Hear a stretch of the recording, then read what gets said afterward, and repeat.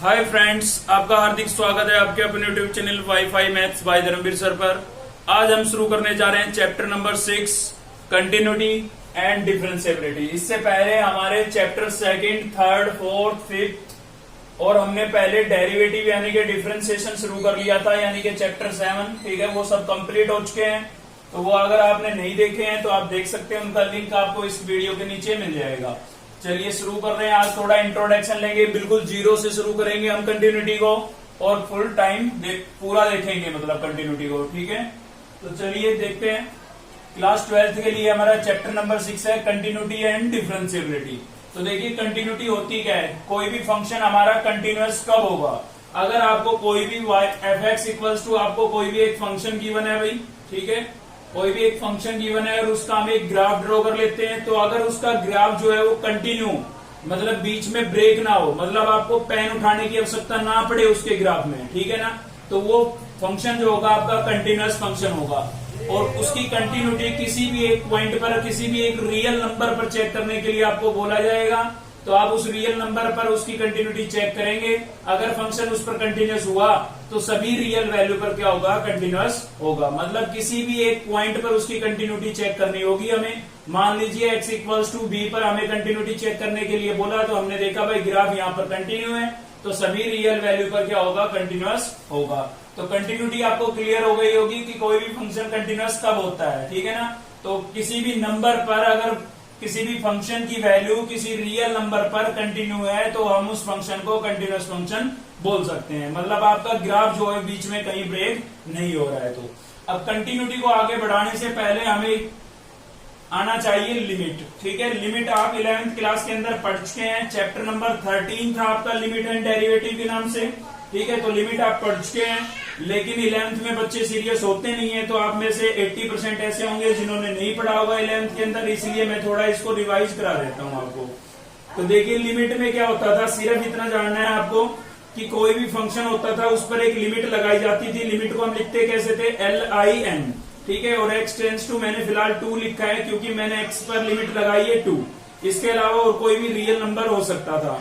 अगर आपका function rational function नहीं है, आपका फंक्शन कैसा फंक्शन नहीं है भाई, रैशनल फंक्शन नहीं है, ठीक है, P/Q की फॉर्म में नहीं है, तब तो कोई दिक्कत नहीं है, आप सीधी इसमें लिमिट सब्स्टिट्यूट कर देंगे, लिमिट पुट कर देंगे। तो हमने देखा जहां भी आपका x था वहां पर हमने क्या रिप्लेस कर दिया है, 2 रिप्लेस कर दिया है। ठीक है ना, x को किससे रिप्लेस कर दिया है, 2 से, और 2 2 जा 4 + 3 कितना हो गया आपका, 7 हो गया भाई। ठीक है, तो जब तक रैशनल फंक्शन नहीं होगा तब तक तो आपको सीधा ऐसे लिमिट सब्स्टिट्यूट करनी होगी। लेकिन आपका जब फंक्शन रैशनल फंक्शन आ जाए और फिर हम ऐसे ही लिमिट सब्स्टिट्यूट करें, इजी सी चीज है ये, तो x को रिप्लेस करना है लिमिट से, है ना। तो और एग्जाम्पल की आवश्यकता नहीं होगी, क्लियर हो गया होगा आपको ये।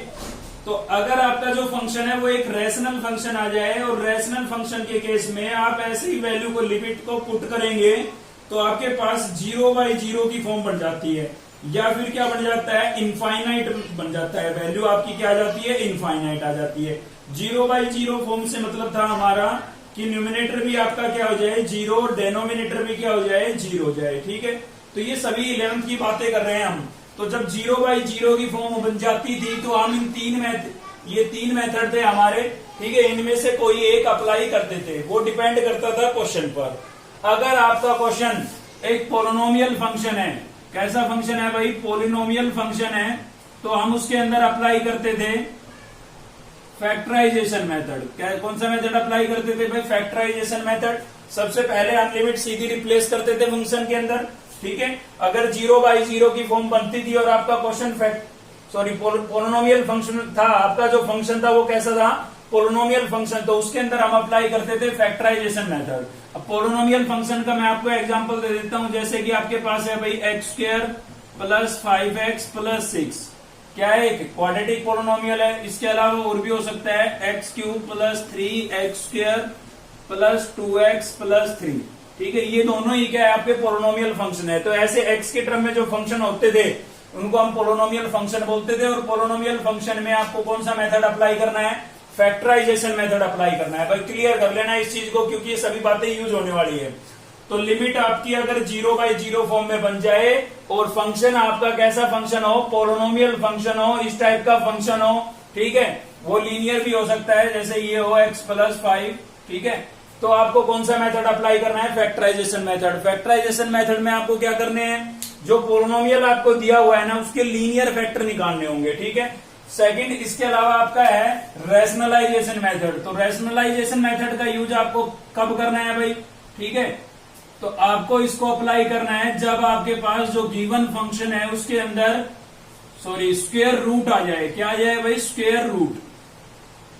स्क्वायर रूट गिवन फंक्शन में क्या आ जाए, स्क्वायर रूट अगर आपको नजर आ रहा है, ठीक है, 0/0 की फॉर्म बन रही है और गिवन फंक्शन के ऊपर क्या आपको दिखाई दे रहा है, स्क्वायर रूट दिखाई दे रहा है, तो आपको कौन सा मेथड लगाना है, रैशनलाइजेशन मेथड लगाना है। मतलब डेनोमिनेटर का साइन चेंज करके मल्टीप्लाई और डिवाइड, ठीक है, बिल्कुल सही समझ रहे हैं आप। और लास्ट आपका बचता है सब्स्टिट्यूशन मेथड। तो ये आपको कब अप्लाई करना है, ट्रिग्नोमेट्रिक फंक्शन में अप्लाई करना है, ट्रिग्नोमेट्रिक फंक्शन में, ठीक है भाई। अगर आपका फंक्शन कैसा है, ट्रिग्नोमेट्रिक फंक्शन है, साइन, कोस, टेन, कोट वगैरह 6 ट्रिग्नोमेट्रिक फंक्शन है हमारे पास, ठीक है ना, उनमें से कोई है और 0/0 की फॉर्म बन रही है, तो आपको कौन सा मेथड अप्लाई करना है, सब्स्टिट्यूशन मेथड अप्लाई करना है, ठीक है। ये हमने कुछ लिमिट के बारे में आपको बताया, इसके अलावा कुछ स्टैंडर्ड लिमिट होती है जिनका यूज होता है, आप नोट डाउन कर ले इनको, ठीक है। तो फर्स्ट है हमारी limit x tends to 0 sine x upon x equals to, इसकी वैल्यू कितनी होती है भाई, 1 होती है, ठीक है। तो अगर आपका जो ट्रिग्नोमेट्रिक फंक्शन कौन सा आ जाता है, साइन, और साइन का जो एंगल है ना वो सेम अपोन में हो, साइन का थीटा क्या हो, सेम अपोन में हो, और लिमिट आपके पास क्या हो, 0। तो ऐसा अगर केस बनता है तो उसकी वैल्यू आप सीधा क्या लिख सकते हैं, 1 लिख सकते हैं। ये कुछ स्टैंडर्ड लिमिट लिखवा रहा हूं मैं आपको, ठीक है भाई। तो इसके अलावा एक ये भी हो जाएगी आपकी लिमिट x टेंड्स टू 0, आप ध्यान से सुनेंगे तो साथ साथ याद भी होगा आपको। तो x अपॉन साइन x, ठीक है। तो बिल्कुल इसका रेसिप्रोकल ही तो है, तो आप ऐसे याद रख लें कि साइन का जो एंगल है सेम वैल्यू अपोजिट साइड अगर होती है, मतलब साइन न्यूमिनेटर में है तो ये डेनोमिनेटर में मिलेगा, और साइन डेनोमिनेटर में है तो ये न्यूमिनेटर में मिलेगा, और लिमिट तो क्या होनी चाहिए, 0। तो इन दोनों ही केस के अंदर जो इसकी वैल्यू होगी वो कितनी होगी आपकी, 1 होगी, ठीक है। इसके अलावा नेक्स्ट होगा आपका limit x tends to 0 cos x। तो कोस की जो वैल्यू होती है ना वो 1 होती है। इसको तो आप याद नहीं भी रखेंगे तो भी चलेगा, क्योंकि आप x की जगह जब रिप्लेस करेंगे 0 तो cos 0 की वैल्यू भी कितनी होती है, 1 होती है। तो आप इसमें लिमिट भी पुट कर देते हैं तो भी कोई दिक्कत नहीं है, लेकिन इन दोनों में दिक्कत हो जाएगी, 0/0 की फॉर्म बन जाएगी, ठीक है ना। तो इनको याद रखें, ये जो स्टैंडर्ड लिमिट है आपकी, इनकी वैल्यू कितनी होती है, 1। इसके अलावा 10 में भी होती है भाई, limit x tends to 0 10x upon में x इक्वल्स टू, ये भी कितना होता है, 1। 10 का जो एंगल है सेम अपोन में होना चाहिए, ठीक है, सेम वही साइन वाली बात है, और इसका रेसिप्रोकल भी हो सकता है, मतलब limit x tends to 0 x upon में क्या होगा, 10x होगा, ठीक है। इस वीडियो में इंट्रोडक्शन वीडियो है, इसमें हम लिमिट के साथ साथ कंटिन्यूटी का बेसिक भी कंप्लीट कर लेंगे और नेक्स्ट वीडियो से एक्सरसाइज शुरू करेंगे। अगर ये वीडियो आप ध्यान से देख लेते हैं तो इस चैप्टर में आपको कोई दिक्कत नहीं आएगी, बता देता हूं। वैसे तो बहुत इजी चैप्टर है, लेकिन बच्चों को बहुत ज्यादा समस्या होती है इसमें कि कब LHL निकालना है, कब RHL निकालना है ना, बहुत ज्यादा कंफ्यूजन होता है। वो कंफ्यूजन आपका क्लियर हो जाएगा, इस वीडियो के अंदर ही क्लियर हो जाएगा, ठीक है। और आपको ये चैप्टर जरूर समझ में आएगा बहुत अच्छे से, पर थोड़ा ध्यान से सुनता रहना। तो यहाँ पर 10 में भी यही है भाई, 10 का जो एंगल है वो अपोजिट साइड होना चाहिए। तो देखिए 10 न्यूमिनेटर में ये तो x नीचे है, या 10 डेनोमिनेटर में है तो x ऊपर आपको दिखाई दे रहा है। तो इन दोनों ही केस में जो वैल्यू होती है आपकी क्या होती है, 1 होती है, ठीक है भाई।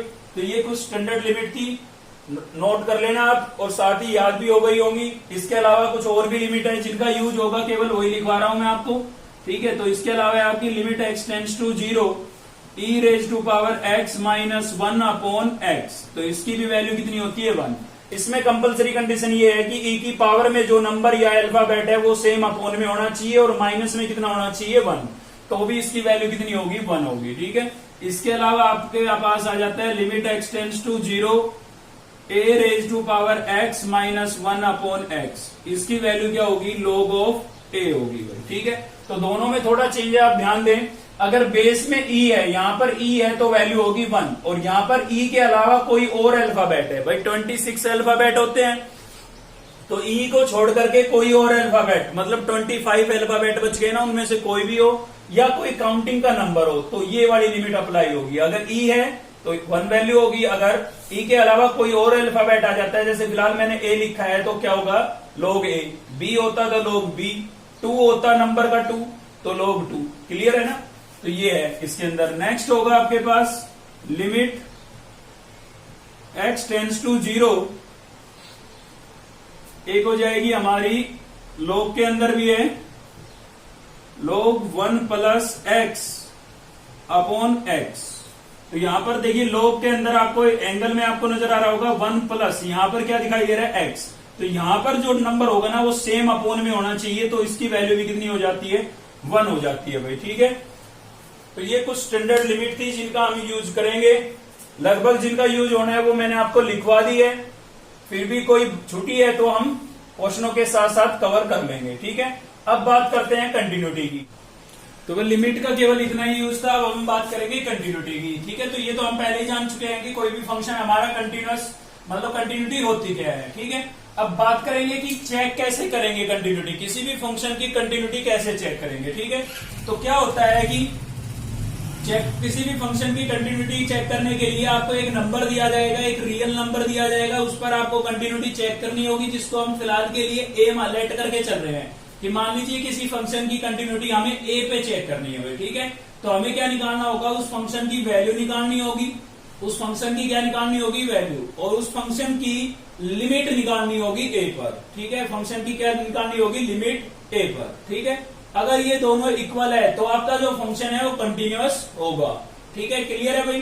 तो चलिए आगे बढ़ते हैं। तो नेक्स्ट में क्या होगा? एक तरीका ये भी है तुम्हारा कि फंक्शन की वैल्यू आपको निकालनी होगी, LHL निकालना होगा। ठीक है, और क्या निकालना होगा? RHL। सुना हुआ नाम होगा, पहले भी आप कर चुके हैं ये। LHL का मतलब है लेफ्ट हैंडेड लिमिट और RHL का मतलब होगा राइट हैंडेड लिमिट। तो भाई इसकी जरूरत कब होगी? अब बच्चे कंफ्यूज रहते हैं कि कब हमें LHL RHL निकालना है और कब हमें सीधा लिमिट निकालनी है। तो ये डाउट आपका क्लियर होने जा रहा है, ध्यान दीजिए आप बस थोड़ा सा। ठीक है भाई, तो आपको मैं बता देता हूं कि हमने जब 11th क्लास में पढ़ा था तो वहां पर हम चेक करते थे कि भाई लिमिट हमारी एग्जिस्ट कर रही है या नहीं कर रही है। ठीक है, हम चेक करते थे कि लिमिट जो है आपकी एग्जिस्ट कर रही है या नहीं कर रही है। ठीक है भाई, तो कैसे चेक करते थे? हम लेफ्ट हैंड लिमिट निकालते थे और क्या निकालते थे? राइट हैंड लिमिट निकालते थे भाई। किसी भी फंक्शन की लेफ्ट हैंडेड लिमिट निकालते थे और राइट हैंडेड लिमिट निकालते थे।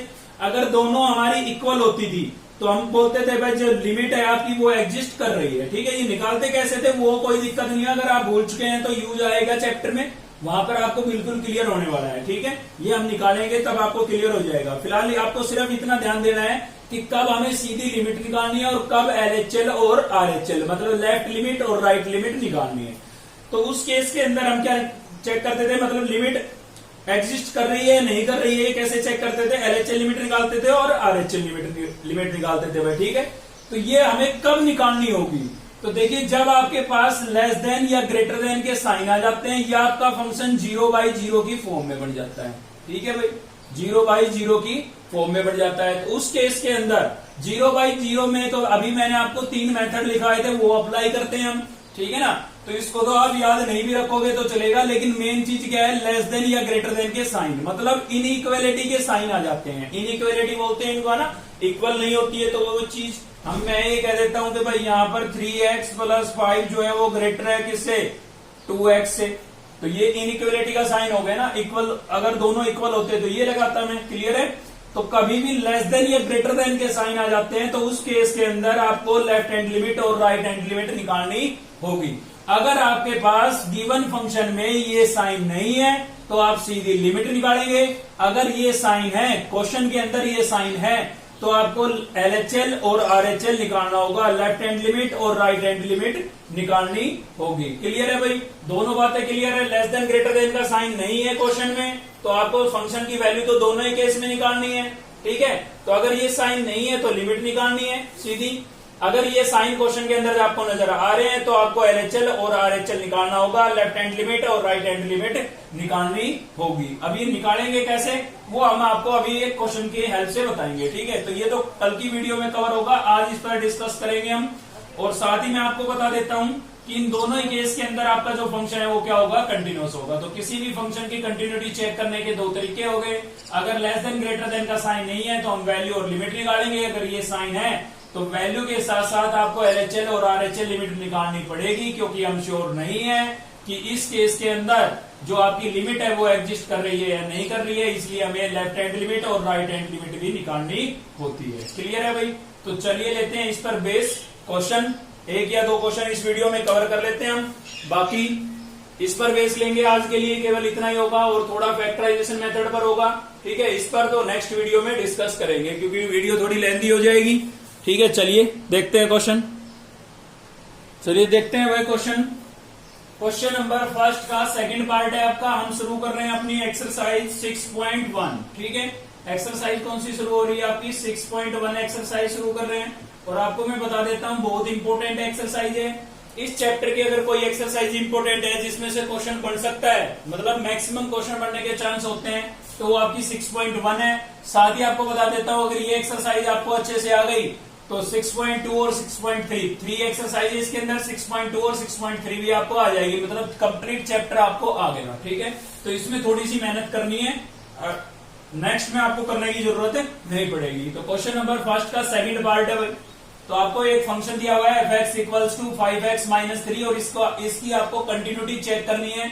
एक बार तो चेक करनी है -3 पर और दूसरी बार चेक करनी है 5 पर। ठीक है, सेकंड पार्ट लिया मैंने, तो पहले हम -3 पर चेक करेंगे, तो यहां पर लिख देते हैं एट x = -3। तो देखिए जो आपका फंक्शन है वो क्या रैशनल फंक्शन है? रैशनल तो नहीं है भाई, p/q की फॉर्म में तो नहीं है। ठीक है, तो पहले तो फंक्शन की वैल्यू निकाले। फंक्शन की वैल्यू तो आपको निकालनी होगी और वैल्यू निकालने के लिए हम क्या करते हैं, x की जो वैल्यू होती है हमारी उसको सीधा फंक्शन में रिप्लेस कर देते हैं। ठीक है, तो x को किससे रिप्लेस कर देंगे? -3 से। तो यहाँ पर रिप्लेस कर दिया, इधर भी रिप्लेस कर देता हूँ, तो ये हो जाएगा -3 और माइनस में 3 क्वेश्चन में था। ठीक है भाई, x को रिप्लेस कर दिया है। 5 को 3 से मल्टीप्लाई करेंगे, -15 और यहां से हो जाएगा -3 -15 -3 कितना हो जाएगा? -18 हो जाएगा। ठीक है, तो ये f फंक्शन की -3 पर आपके पास वैल्यू आ गई। अब हमें निकालनी होगी लिमिट फंक्शन की, तो लिमिट लिखेंगे यहाँ पर x टेंड्स टू किस पर चेक कर रहे हैं? -3 पर। तो लिमिट आपकी क्या रहेगी? -3 रहेगी और यहाँ पर क्या लिखेंगे भाई हम? fx। ठीक है, तो यहाँ पर होगा आपका लिमिट x टेंड्स टू -3। देखिए मैंने पहले fx लिखा है, अब फंक्शन की वैल्यू रखूंगा। ठीक है ना, तो फंक्शन क्या था मेरे पास? फंक्शन मेरे पास था 5x - 3। ठीक है भाई, तो ये रैशनल फंक्शन तो है नहीं। रैशनल फंक्शन होता तो हम इसको रिप्लेस करते कि बस 0/0 की फॉर्म बन रही है, नहीं बन रही है। ठीक है, अब तो हम सीधा रिप्लेस कर सकते हैं, कोई दिक्कत नहीं, हमें डर नहीं है कि यहाँ पर 0/0 बनेगी या नहीं बनेगी, क्योंकि अपोन में कोई टर्म ही नहीं है, तो अपोन में 0 कहां से आएगा? खाली 0 आ सकता है। ठीक है ना, लेकिन 0/0 यानी कि नोमिनेटर भी 0 और डेनोमिनेटर भी 0, दोनों 0 नहीं होने चाहिए। तो जब डेनोमिनेटर है ही नहीं तो 0 कैसे बनेगा? तो कोई दिक्कत नहीं, आप सीधा इसमें रिप्लेस कर सकते हैं वैल्यू बिना डर के। ठीक है ना, तो ये 5 और x को किससे रिप्लेस कर देंगे? -3 से, और ये हो जाएगा आपका -3। ठीक है, 5 को 3 से मल्टीप्लाई करेंगे, कितना हो जाएगा? -15 और यहाँ से -3 कितना हो गया भाई? -18 हो गया। ठीक है, तो आप देख सकते हैं कि फंक्शन की -3 पर वैल्यू और फंक्शन की लिमिट दोनों ही क्या आ गए? हमारे इक्वल आ गए भाई। लिमिट क्या थी हमारी? x टेंड्स टू -3 और fx, मतलब इन दोनों की वैल्यू। ठीक है, इन दोनों की जो वैल्यू है वो आपकी क्या आ गई है? इक्वल आ गई है। इक्वल आ गई है तो हम बोल सकते हैं कि फंक्शन हमारा कैसा होगा? कंटिन्यूअस होगा। तो लिख देते हैं fx is A continuous function, continuous function at x = -3। ठीक है भाई, x = -3 पर हमारा जो फंक्शन है वो कैसा होगा?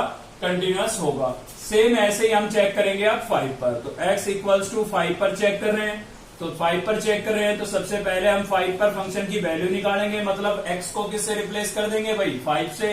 ठीक है, तो यहाँ पर हो जाएगा 5 और x को मैंने 5 से रिप्लेस कर दिया है यहाँ पर, और माइनस में मेरे पास क्या है? 3। तो 5 5 जा क्या हो जाएगा? 25 और यहां से -3 आ जाएगा। 25 - 3 कितना बचेगा भाई? 22 बचेगा। ठीक है ना, तो ये तो फंक्शन की वैल्यू हो गई। अब हम निकाल लेते हैं लिमिट। तो लिमिट x टेंड्स टू क्या लिखेंगे? किस पे चेक कर रहे हैं? 5 पर। तो 5 और एक बार आप यहाँ पर fx ही लिखेंगे। ठीक है, इक्वल्स टू का साइन लगाने के बाद आपको fx की वैल्यू रिप्लेस करनी है। तो x टेंस टू 5, fx क्या था आपका 5x माइनस 3। तो हमने देखा भाई फंक्शन आपका रेशनल फंक्शन तो है नहीं, तो बिना डर के आप सीधी वैल्यू रिप्लेस कर सकते हैं, ठीक है। तो 5 इंटू एक्स की जगह क्या रिप्लेस कर दिया मैंने 5 और माइनस में 3, 5 5 जा 25 माइनस 3, ठीक है। 25 माइनस 3 कितना बचा 22 बचा भाई। तो आपने देखा फंक्शन की वैल्यू और लिमिट दोनों इक्वल आ गई है, तो हम लिख सकते हैं यहाँ पर f of 5 equals to limit x tends to 5 और fx, ठीक है। दोनों क्या है इक्वल है, तो आपका जो फंक्शन है वो कैसा होगा कंटिन्यूअस होगा। तो fx इज ए कंटिन्यूअस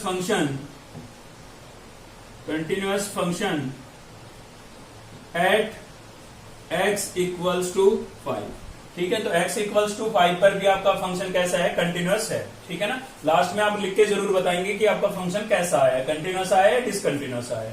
अगर ये इक्वल नहीं आते तो हम लिख देते हैं डिसकंटिन्यूअस। क्लियर है भाई। साथ ही मैं आपको दो बातें और बता देता हूं कि कोई भी दो फंक्शन है आपका, एक f फंक्शन है दूसरा g फंक्शन है, तो अगर दोनों कंटिन्यूअस है, f फंक्शन भी आपका कंटिन्यूअस है और g फंक्शन भी कंटिन्यूअस है भाई, तो इन दोनों का जो सम होगा ना वो भी एक कंटिन्यूअस फंक्शन होगा, ठीक है। ऐसे ही इन दोनों का जो डिफरेंस होगा वो भी क्या होगा एक कंटिन्यूअस फंक्शन होगा। दोनों का प्रोडक्ट जो होगा वो भी एक कंटिन्यूअस फंक्शन होगा, और एक फंक्शन को दूसरे से अगर हम डिवाइड करते हैं तो भी कैसा फंक्शन आएगा कंटिन्यूअस फंक्शन आएगा। कहने का मतलब ये है कि कोई भी दो फंक्शन आपके अगर कंटिन्यूअस है तो उनका सम डिफरेंस प्रोडक्ट और उनको हम डिवाइड करते हैं, मतलब एक फंक्शन को दूसरे फंक्शन से डिवाइड करते हैं, लेकिन डेनोमिनेटर आपका जो है वो 0 नहीं होना चाहिए, क्योंकि 0 हो गया तो नॉट डिफाइन हो जाएगा। तो डेनोमिनेटर में जो फंक्शन है वो क्या नहीं होना चाहिए 0 नहीं होना चाहिए, ठीक है भाई। तो ये कुछ बातें थी आपको याद रखनी है कि कोई भी दो फंक्शन अगर कंटिन्यूअस है तो उनका सम डिफरेंस प्रोडक्ट या फिर एक फंक्शन को दूसरे से डिवाइड करते हैं तो इनका रिजल्ट जो मिलेगा आपको कैसा मिलेगा कंटिन्यूअस मिलेगा। लेकिन इस केस में डेनोमिनेटर में जो फंक्शन है वो 0 नहीं होना चाहिए। और इसके अलावा मैं आपको बता देता हूं कि f फंक्शन है आपका कोई कंटिन्यूअस है और इसको हम किसी कांस्टेंट से मल्टीप्लाई करते हैं तो भी इसका रिजल्ट क्या होगा एक कंटिन्यूअस फंक्शन होगा। जैसे एग्जांपल देता हूं मैं इस पर आपको, देखिए आपने ये देखा भाई ये आपका एक कंटिन्यूअस फंक्शन था, अभी हमने चेक भी किया है ना। तो ये क्या था आपके पास, ये था 5x माइनस 3। अगर मैं इसको 2 से मल्टीप्लाई कर देता हूं तो यहाँ पर c क्या है आपका 2 है, ठीक है ना। c का मतलब कांस्टेंट कोई, तो इसको अगर मैं 2 से मल्टीप्लाई कर देता हूं तो ये क्या बन जाएगा 2 5 जा 10x माइनस 2 3 जा 6। अब आप इसकी भी कंटिन्यूटी चेक करके देखें इन दोनों पर, ठीक है। तो ये आपका फंक्शन कैसा मिलेगा कंटिन्यूअस ही मिलेगा। मतलब किसी कंटिन्यूअस फंक्शन को अगर हम किसी कांस्टेंट नंबर से मल्टीप्लाई कर देते हैं तो रिजल्टेंट जो फंक्शन होगा वो भी आपका कंटिन्यूअस होगा। मतलब उसकी कंटिन्यूटी पर कोई फर्क नहीं पड़ता है अगर किसी कांस्टेंट से मल्टीप्लाई कर दिया जाए तो, ठीक है। चलिए देखते हैं नेक्स्ट क्वेश्चन। तो देखते हैं नेक्स्ट है आपका क्वेश्चन नंबर 2। क्या करना है हमें, prove that the function F X equals to X raise to power N. ध्यान दीजिएगा भाई क्या लिखा हुआ है ये X raise to power N, ठीक है। Is continuous at X equal to N. आपको इस फंक्शन की कंटिन्यूटी चेक करनी है एक्स इक्वल टू एन पर। एन क्या है, एन कोई पॉजिटिव इंटीजर है, ठीक है भाई। एन क्या है तो आपका कोई पॉजिटिव इंटीजर, मतलब पॉजिटिव का नंबर है कोई 1 2 3 4 5 इंटीजर आपको पता होगा, ठीक है ना। तो चलिए डिस्कस करते हैं इसकी कंटिन्यूटी। तो यहाँ पर क्या होगा, सबसे पहले तो हम लिख के बताएंगे एक बार कंटिन्यूटी चेक कहाँ कर रहे हैं। तो हम चेक कर रहे हैं x इक्वल्स टू एन पर चेक कर रहे हैं। तो n पर चेक कर रहे हैं तो सबसे पहले हम लिखेंगे फंक्शन की वैल्यू, ठीक है। आपको कोई कहीं भी आपको इस क्वेश्चन में ये लेस देन ग्रेटर देन के साइन नजर नहीं आ रहे हैं, ठीक है ना। तो आपको सीधा फंक्शन की वैल्यू और लिमिट निकालनी है। तो चलिए निकालते हैं फंक्शन की वैल्यू। तो भाई फंक्शन की वैल्यू निकालने के लिए आप क्या करेंगे, x को किससे रिप्लेस कर देंगे, n से। जैसे आपने पिछले क्वेश्चन में देखा कि भाई वहां पर आपके पास था -3 या 5, तो हमने x को -3 या 5 से रिप्लेस कर दिया था। अब n है तो n से रिप्लेस करेंगे, ठीक है ना। तो x को मैंने रिप्लेस कर दिया है n से, क्लियर है। यहाँ पर मैंने x की जगह n रिप्लेस कर दिया है। इक्वल्स टू में मेरे पास ये बेस में x है ये, ठीक है ना, x लिखा हुआ है। थोड़ा मैं ऐसे लिख देता हूँ, ठीक है भाई। तो x को किससे रिप्लेस कर देंगे यहाँ पर n से, और पावर में तो पहले से ही n था तो क्या बन गया n raise to power n मिल गया आपको, क्लियर है। अब हम इसकी निकालते हैं लिमिट। तो यहाँ पर लिखेंगे लिमिट x टेंड्स टू किस पर चेक कर रहे हैं, n पर चेक कर रहे हैं, ठीक है। और यहाँ पर लिखेंगे fx। तो fx आपका क्या है, फंक्शन क्या है आपके पास, limit x tends to n है आपकी, ठीक है। फंक्शन आपके पास है x raise to power n, x raise to power n, ठीक है। तो आप क्या करेंगे भाई, रैशनल फंक्शन तो है नहीं तो सीधा लिमिट रिप्लेस कर देंगे। तो x को किससे रिप्लेस कर देंगे, n से, तो बन जाएगा n raise to power n। तो आपने देखा फंक्शन की n पर वैल्यू, ठीक है, और लिमिट दोनों ही आपकी क्या आ गई है भाई, इक्वल आ गई है। Limit x tends to n of f(x), ठीक है। इसका रिजल्ट भी आपका n raise to power n है, इसका रिजल्ट भी n raise to power n है, तो दोनों इक्वल हुए ना, तो दोनों इक्वल हुए तो आपका जो फंक्शन है वो कंटिन्यूअस होगा। तो हम लिख सकते हैं f(x) is a continuous function, continuous function at x equals to n। Clear है भाई। चलिए थर्ड क्वेश्चन और देख लेते हैं साथ के साथ। इसमें भी आपको क्या करना है भाई, कंटिन्यूटी डिस्कस करनी है। इसकी कहां पर डिस्कस करनी है, x इक्वल टू 2 पर डिस्कस करनी है। लेकिन यहां पर फंक्शन को दो तरीके से डिफाइन किया गया है, ठीक है ना। ऐसे क्वेश्चनों को हम, ऐसे फंक्शन को हम क्या बोलते हैं, जो दो तरीके से डिफाइन हो, इनको बोलते हैं हम सिग्नम फंक्शन। क्या बोलते हैं भाई, सिग्नम फंक्शन। मतलब कि आपका जो f(x) है ये होगा कब, जब x is not equal to 2। अगर x की वैल्यू 2 नहीं है तो, अगर x की वैल्यू 2 है तो f(x) किसके इक्विवेलेंट होगा, 0 के इक्विवेलेंट होगा, ठीक है। तो चलिए इसकी कंटिन्यूटी चेक करते हैं। तो क्या आपको इस क्वेश्चन के अंदर ये साइन नजर आ रहे हैं, आप कहोगे नहीं नजर आ रहे हैं, क्योंकि ये नजर आते तो यहां पर आते, ठीक है। नहीं नजर आ रहे हैं तो सीधी सी बात है, आपको दो ही बातें करनी है, दो ही चीजें निकालनी है। एक तो लिमिट निकालनी है और दूसरा फंक्शन की वैल्यू निकालनी है, ठीक है भाई। तो देखिए कहां पर कंटिन्यूटी चेक कर रहे हैं हम कंटिन्यूटी चेक कर रहे हैं x इक्वल्स टू 2 पर, ठीक है। तो सबसे पहले हम निकालेंगे x इक्वल टू 2 पर फंक्शन की वैल्यू। अब देखिए मैक्सिमम क्वेश्चन में वैल्यू गिवन होती है, बस आपको सर्च करना है। तो देखिए यहाँ पर बोला तो गया है कि x इक्वल टू 2 पर फंक्शन की वैल्यू क्या है, 0 है। x इक्वल टू 2 पर फंक्शन की वैल्यू क्या है, 0। तो मैं लिख देता हूं यहाँ पर कि भाई फंक्शन की 2 पर वैल्यू क्या है, 0 है। क्लियर है ना, क्वेश्चन में गिवन था। या फिर आप इस फंक्शन में रिप्लेस करके भी निकाल सकते हैं, लेकिन गिवन थी तो मैंने सीधी लिख दी। तो मैक्सिमम केस में आपको गिवन मिलेगी, जिस पर आप कंटिन्यूटी चेक करोगे उस पर वैल्यू गिवन मिलेगी। गिवन हो तो सीधा आप लिख सकते हो, ठीक है। तो इसमें गिवन था कि फंक्शन की वैल्यू 0 होगी कब, जब x इक्वल टू 2 होगा। मतलब x इक्वल टू 2 पर फंक्शन की वैल्यू क्या है, 0, ठीक है भाई। तो फंक्शन की वैल्यू तो मिल गई हमें। अब हमें निकालनी है लिमिट। तो लिमिट निकाल लेते हैं। लिमिट x टेंड्स टू, किस पर चेक कर रहे हैं, 2 पर। और क्या लिखेंगे यहाँ पर, f(x), ठीक है। f(x) आपका क्या है, फंक्शन क्या दिया हुआ है आपको, फंक्शन आपको दिया हुआ है। आप देखिए ये 0 थोड़ी ना लिखेंगे फंक्शन में, ये लिखेंगे, ठीक है ना। तो क्या लिखेंगे, x² - 4 अपॉन x - 2, ठीक है। तो ये रैशनल फंक्शन तो है, लेकिन हमें एक बार लिमिट जरूर रिप्लेस करके देखेंगे। हो सकता है 0/0 ना बने, ठीक है। लेकिन मुझे तो पता है 0/0 बनना है, लेकिन आपको कैसे पता लगेगा, ठीक है ना। तो आप रिप्लेस करके देख लें, कोई दिक्कत नहीं है। तो x को 2 से रिप्लेस कर देते हैं, तो यहाँ पर हो जाएगा 2 का स्क्वायर - 4 अपॉन में यहाँ पर भी 2 से रिप्लेस कर देते हैं, ठीक है भाई। तो यहाँ पर 2 का स्क्वायर कितना हो गया, 4 - 4 और अपॉन में 2 - 2। तो 4 - 4 क्या हुआ भाई, 0, और 2 - 2 भी क्या हुआ, 0। बन गई ना 0/0 की फॉर्म, ठीक है। तो अब आपको सोचना है भाई 0/0 की फॉर्म अगर बन जाती है तो हमारे पास कौन से मेथड थे, 3 मेथड थे भाई। रैशनलाइजेशन मेथड, लेकिन उसका यूज तो करना था जिन क्वेश्चनों में स्क्वायर रूट वगैरह आ जाए, तो यहाँ पर स्क्वायर रूट तो वगैरह है नहीं, ठीक है ना। दूसरा जो मेथड था वो था आपका सब्स्टिट्यूशन मेथड। तो सब्स्टिट्यूशन मेथड कब यूज करते थे, ट्रिग्नोमेट्रिक फंक्शनों में करते थे। तो यहाँ पर साइन कोस टेन कोट वगैरह भी नजर नहीं आ रहा हमें। तो तीसरा जो मेथड था वो था आपका फैक्टराइजेशन मेथड, जो किस में अप्लाई करना था, पोलिनोमियल्स में अप्लाई करना था, ठीक है। तो आपको दिखाई दे रहा है न्यूमिनेटर में भी एक पोलिनोमियल है और डेनोमिनेटर में भी एक पोलिनोमियल है, ठीक है। न्यूमिनेटर में क्वाड्रेटिक है और डेनोमिनेटर में क्यूबिक है। तो आपको क्या करने हैं, फैक्टर करने हैं, ठीक है भाई। तो वापिस से आप अपना क्वेश्चन लिखेंगे 0/0 की फॉर्म पढ़ने के बाद वापिस से आप दोबारा से अपनी लिमिट लिखना शुरू कर देंगे यहीं से, x टेंड्स टू 2। और क्या था हमारा क्वेश्चन, x² - 4 अपॉन x - 2। और लिखेंगे यहाँ पर using factorisation method, factorisation method, ठीक है भाई। फैक्टराइजेशन मेथड यूज कर रहे हैं, क्लियर है ना। तो इसके टुकड़े बनाने हैं हमें। तो कैसे बनेंगे टुकड़े, आपको दिखाई दे रहा होगा यहाँ पर ये आइडेंटिटी लग सकती है हमारी a² - b²। क्या होती है, a - b और a + b, ठीक है भाई। ये लग सकती है यहाँ पर, लेकिन उसके लिए मुझे इस 4 का क्या करना पड़ेगा, स्क्वायर करना पड़ेगा। तो कोई दिक्कत नहीं, कर देते हैं भाई। 4 को हम किसका स्क्वायर लिख सकते हैं, आप बोलोगे 2 का स्क्वायर लिख सकते हैं। तो x² तो पहले ही था, 4 को मैं लिख देता हूं 2 का स्क्वायर और अपोन में क्या था मेरे पास x माइनस 2। ठीक है, फैक्टराइजेशन का मतलब यही है, टुकड़े बनाने हैं आपको, फैक्टर बनाने हैं, लीनियर फैक्टर बनाने हैं। ठीक है भाई, तो यहाँ पर फैक्टर बनाएंगे तो यहाँ पर लगेगी आपकी आइडेंटिटी, और कौन सी आइडेंटिटी लग रही है, ए स्क्वायर माइनस बी स्क्वायर। तो क्या होगा यहाँ पर a माइनस बी यानी कि x माइनस 2 और a प्लस बी यानी कि x प्लस 2। क्लियर है, और डेनोमिनेटर में क्या था, x माइनस 2।